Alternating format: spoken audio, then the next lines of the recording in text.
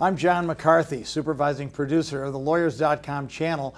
We're here in Chicago for the American Bar Association annual meeting, and we've caught up with Mark Risk, a New York City attorney who is experienced in employment law and how social media is affecting employment law and you as an employee. Mark, welcome to the Lawyers.com channel. Thanks, nice to be here. The first question, the most obvious question is, can my boss or my prospective boss require me to give him or her my Facebook password? You should assume so, and there's evidence that employers are starting to do that. And what is it legal? Is it okay? Well, what kind of recourse do I as an employee have? People are up in arms about it, and things are happening.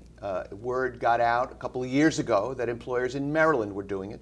Maryland has now passed a state statute prohibiting an employer from asking for a Facebook password, but there are 49 other states. Laws are being introduced in some of them, but not yet passed, as far as I know. Okay, so the solution, you think, if this is going to come to a head in Washington then? Maybe. Senators Schumer and Blumenthal have taken great umbrage at this practice. The Facebook people have made known their opposition to it. But that's just talk. The Justice Department has been asked by Senator Schumer to review it, and that's where we are. Okay.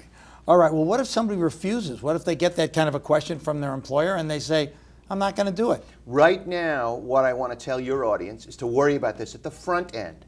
They should assume that what they put out there on the social media, on Facebook, on LinkedIn, and whatever presence they have online generally, might be viewed and is in play and is really a part of what they're presenting to the world, including professionally.